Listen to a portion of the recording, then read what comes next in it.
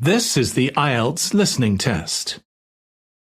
You will hear a number of different recordings, and you will have to answer questions on what you hear.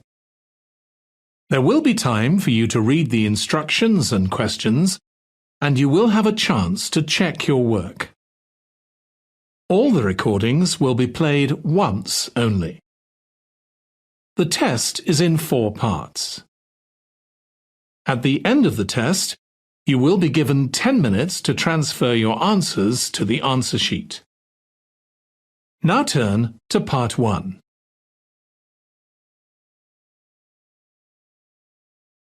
Part 1. You will hear a woman phoning a friend to get information about a job agency. First, you have some time to look at questions 1 to 5.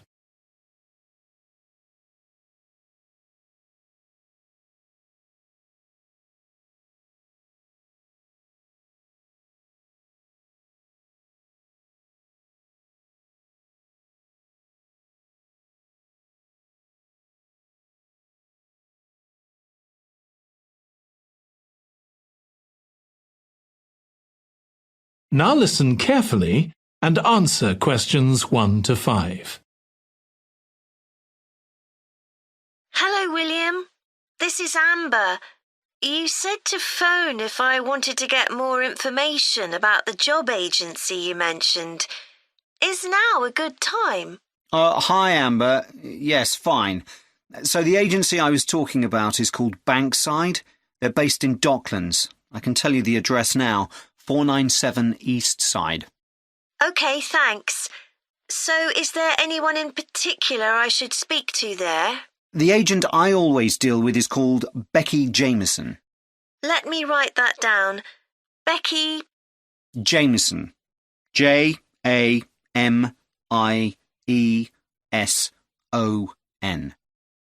Do you have her direct line? Yes, it's in my contacts somewhere. Right, here we are. 07866 510 333. I wouldn't call her until the afternoon if I were you.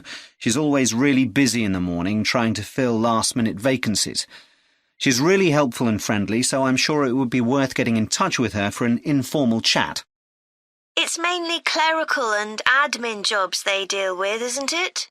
That's right. I know you're hoping to find a full-time job in the media eventually, but Becky mostly recruits temporary staff for the finance sector, which will look good on your CV, and generally pays better too. Yeah, I'm just a bit worried because I don't have much office experience. I wouldn't worry. They'll probably start you as a receptionist or something like that. So what's important for that kind of job isn't so much having business skills or knowing lots of different computer systems, it's communication that really matters, so you'd be fine there. And you'll pick up office skills really quickly on the job. It's not that complicated. OK, good. So how long do people generally need temporary staff for? It would be great if I could get something lasting at least a month. That shouldn't be too difficult. But you're more likely to be offered something for a week at first, which might get extended. It's unusual to be sent somewhere for just a day or two. Right. I've heard the pay isn't too bad. Better than working in a shop or a restaurant. Oh, yes, definitely. The hourly rate is about £10, $11 if you're lucky. That's pretty good. I was only expecting to get £8 or £9 an hour. Before you hear the rest of the conversation, you have some time to look at questions 6 to 10.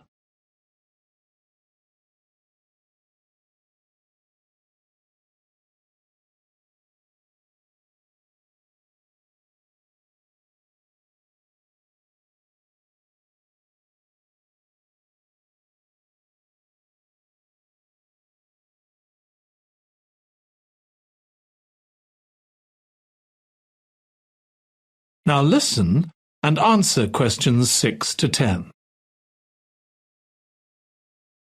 Do you want me to tell you anything about the registration process? Yes, please. I know you have to have an interview. The interview usually takes about an hour, and you should arrange that about a week in advance. I suppose I should dress smartly if it's for office work. I can probably borrow a suit from Mum. Good idea. It's better to look too smart than too casual. Will I need to bring copies of my exam certificates or anything like that? No, they don't need to see those, I don't think. What about my passport? Oh yes, they will ask to see that. OK. I wouldn't get stressed about the interview, though. It's just a chance for them to build a relationship with you, so they can try and match you to a job which you'll like. So there are questions about personality that they always ask candidates, fairly basic ones, and they probably won't ask anything too difficult, like what your plans are for the future. Hope not. Anyway, there are lots of benefits to using an agency. For example, the interview will be useful because they'll give you feedback on your performance so you can improve next time.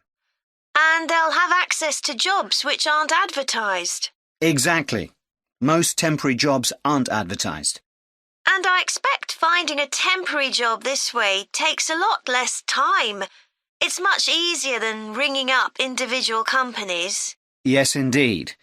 Well, I think I've covered it. That is the end of part 1. You now have 1 minute to check your answers to part 1.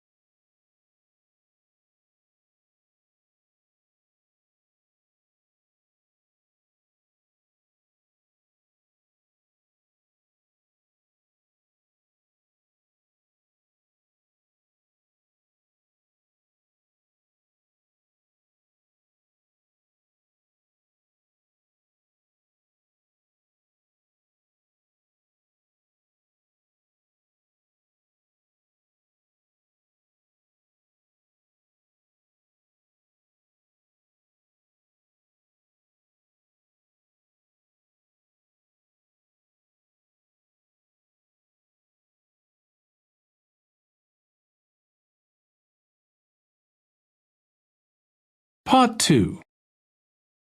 You will hear a woman giving a presentation about a holiday on an island in Britain that her company organises. First, you have some time to look at questions 11 to 14.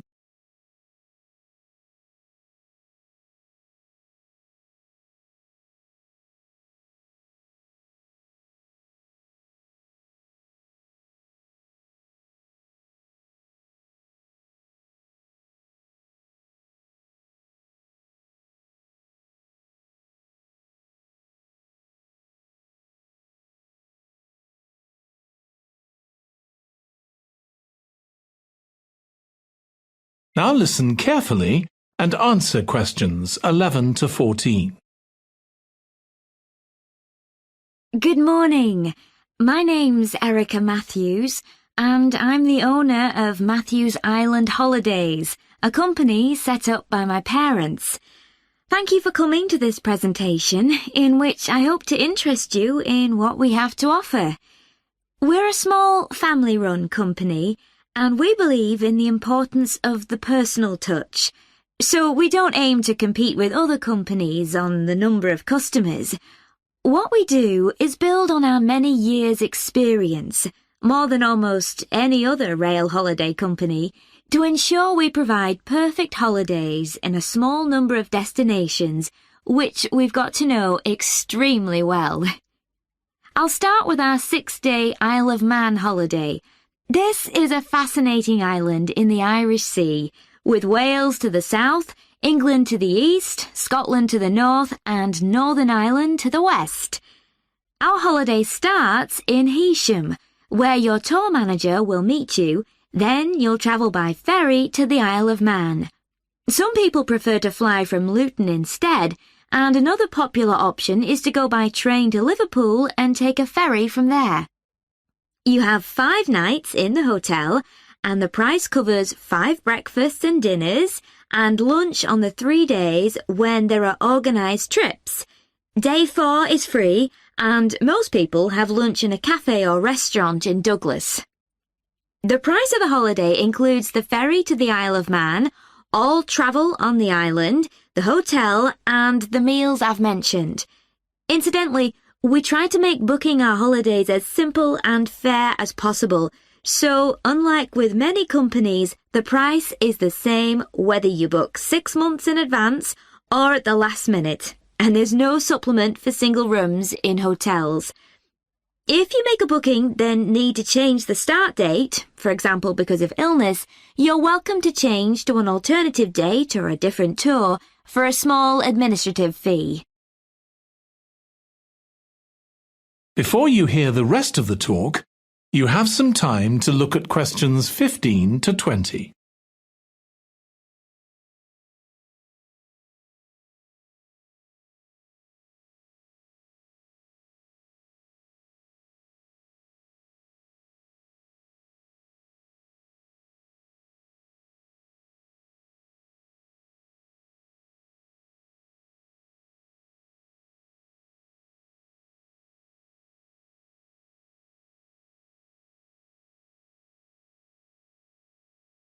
Now listen and answer questions 15 to 20.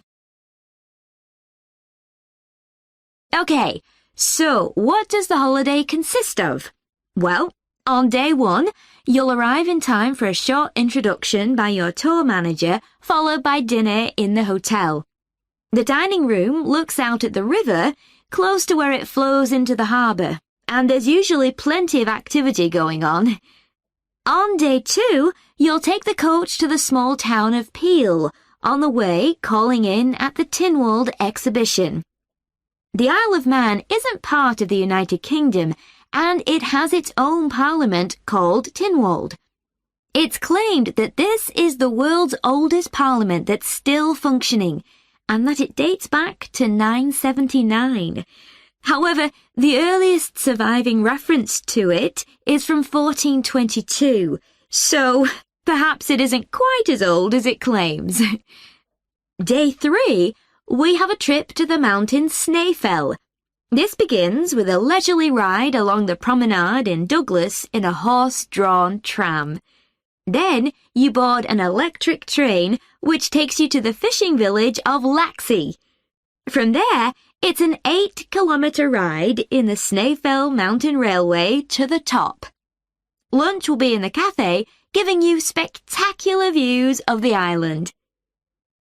Day 4 is free for you to explore, using the pass which we'll give you. So you won't have to pay for travel on local transport or for entrance to the island's heritage sites. Or you might just want to take it easy in Douglas and perhaps do a little light shopping. The last full day, day 5, is for some people the highlight of the holiday, with a ride on the steam railway from Douglas to Port Erin. After some time to explore, a coach will take you to the headland that overlooks the Calf of Man, a small island just off the coast. From there, you continue to Castletown, which used to be the capital of the Isle of Man and its medieval castle. And on day 6, it's back to the ferry, or the airport if you flew to the island, and time to go home. Now, I'd like to tell you a bit more. That is the end of part 2. You now have 30 seconds to check your answers to part 2.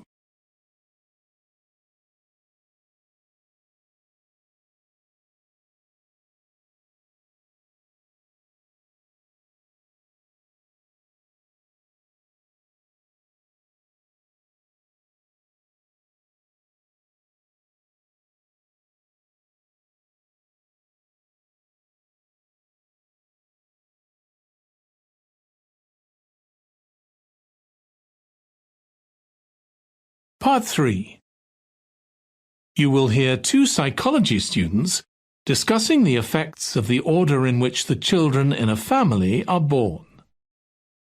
First, you have some time to look at questions 21 to 26.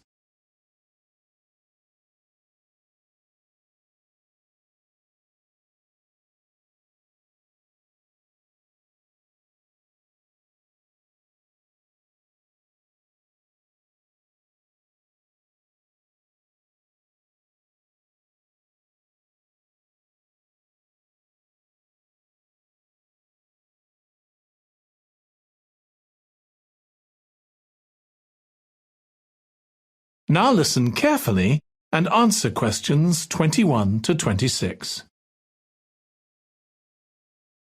Ed, how are you getting on with the reading for our presentation next week? Well, okay, Ruth, but there's so much of it. I know. I hadn't realised birth order was such a popular area of research. But the stuff on birth order and personality is mostly unreliable.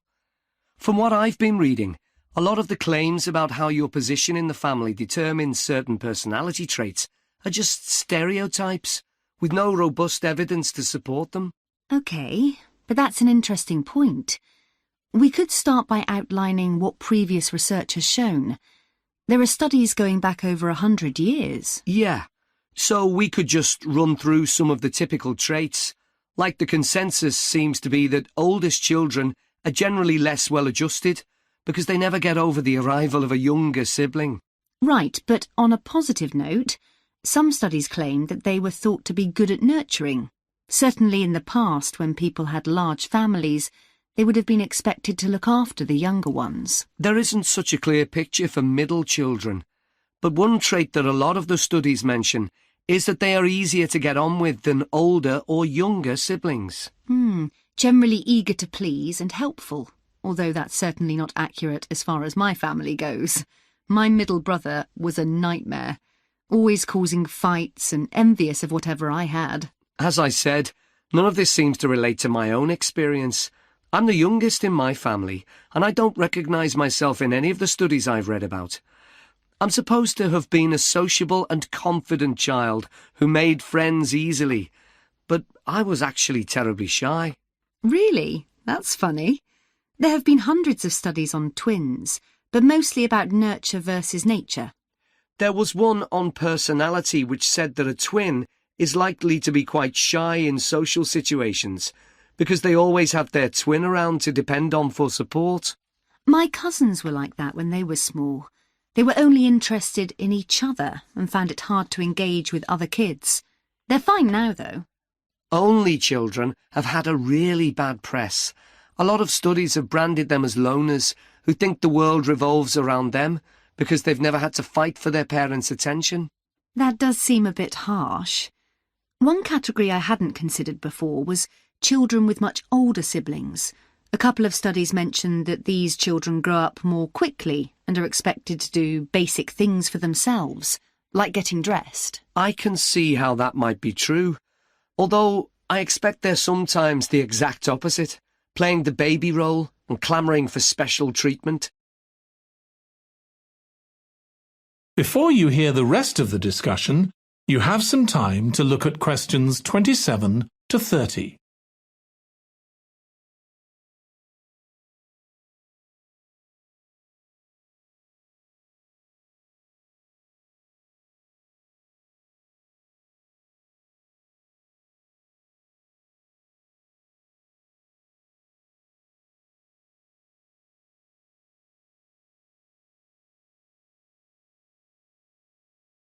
Now listen and answer questions 27 to 30. What was the problem with most of these studies, do you think? I think it was because, in a lot of cases, data was collected from only one sibling per family, who rated him or herself and his or her siblings at the same time. Some of the old research into the relationship between birth order and academic achievement has been proved to be accurate, though. Performances in intelligence tests declined slightly from the eldest child to his or her younger siblings. This has been proved in lots of recent studies. Yes, although what many of them didn't take into consideration was family size. The more siblings there are, the likelier the family is to have a low socio-economic status, which can also account for differences between siblings in academic performance. The oldest boy might be given more opportunities than his younger sisters, for example. Exactly. But the main reason for the marginally higher academic performance of oldest children is quite surprising, I think. It's not only that they benefit intellectually from extra attention at a young age, which is what I would have expected. It's that they benefit from being teachers for their younger siblings by verbalising processes. Right. And this gives them status and confidence, which again contributes in a small way to better performance. So, would you say sibling rivalry has been a useful thing for you? I think so. My younger brother was incredibly annoying, and we fought a lot. But I think this has made me a stronger person. I know how to defend myself. We had some terrible arguments, and I would have died rather than apologise to him. But we had to put up with each other, and most of the time we coexisted amicably enough. Yes, my situation was pretty similar. But I don't think having two older brothers made me any less selfish. I was never prepared to let my brothers use any of my stuff. That's perfectly normal, whereas sometimes... That is the end of part 3. You now have 30 seconds to check your answers to part 3.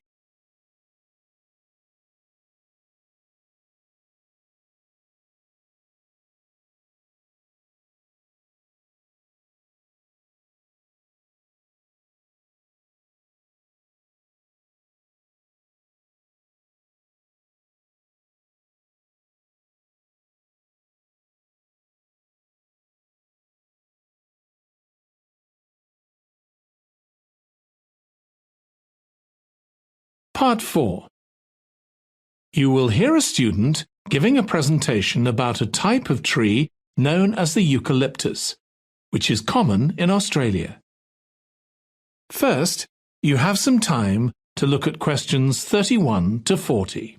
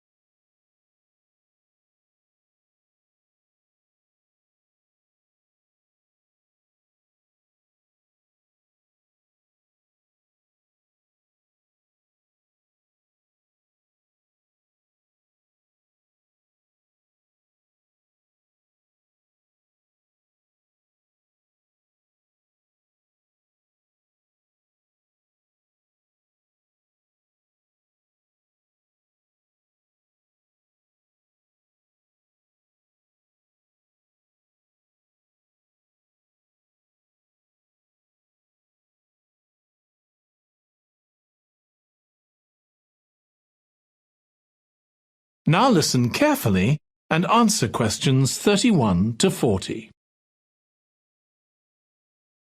Today, I'm going to talk about the eucalyptus tree. This is a very common tree here in Australia, where it's also sometimes called the gum tree. First, I'm going to talk about why it's important. Then I'm going to describe some problems it faces at present. Right, well, the eucalyptus tree is an important tree for lots of reasons.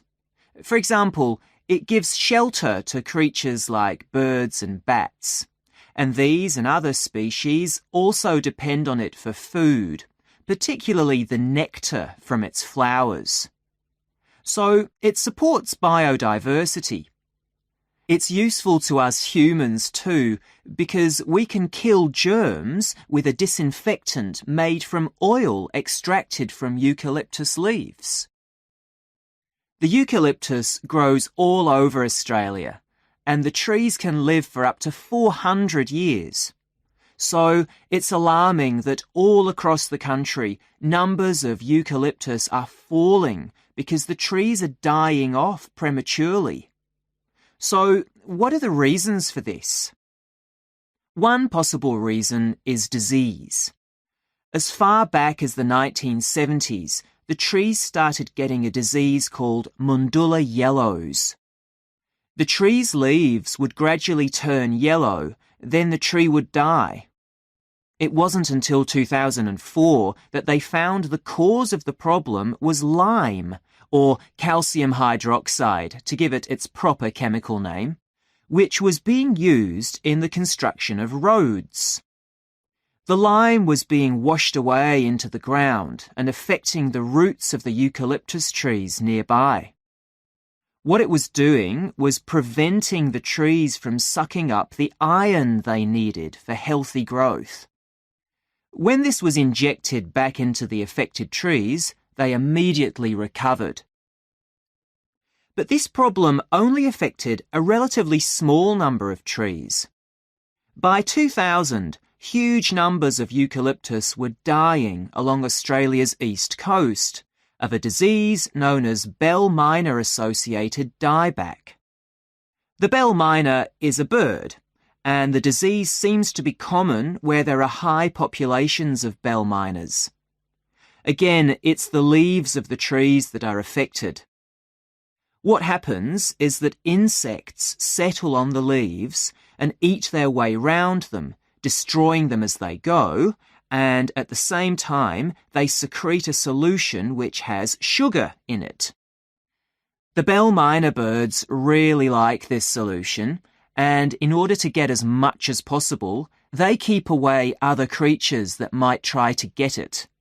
So these birds and insects flourish at the expense of other species, and eventually so much damage is done to the leaves that the tree dies.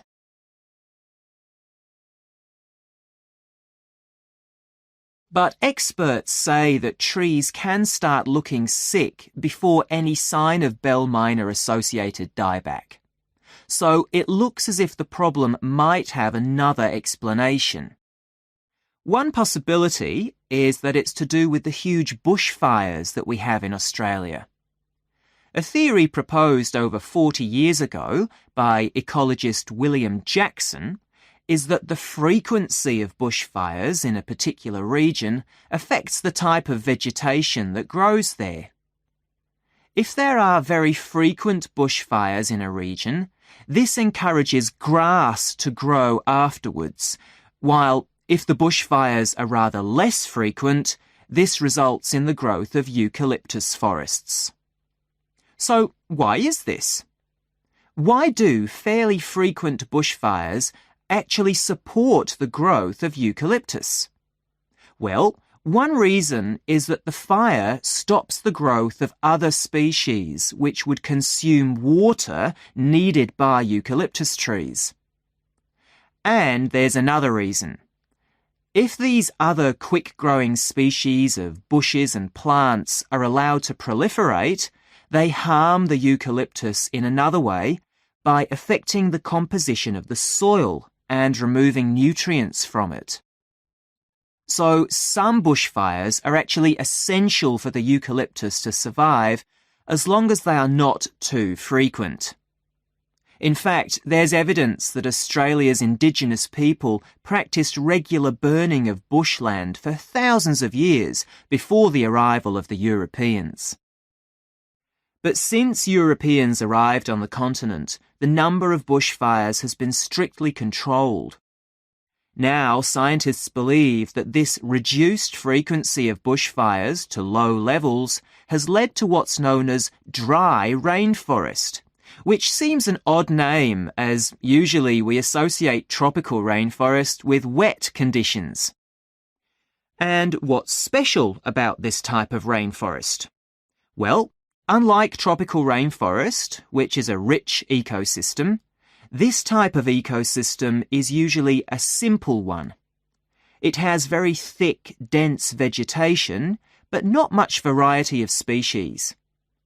The vegetation provides lots of shade, so one species that does find it ideal is the bell miner bird, which builds its nests in the undergrowth there.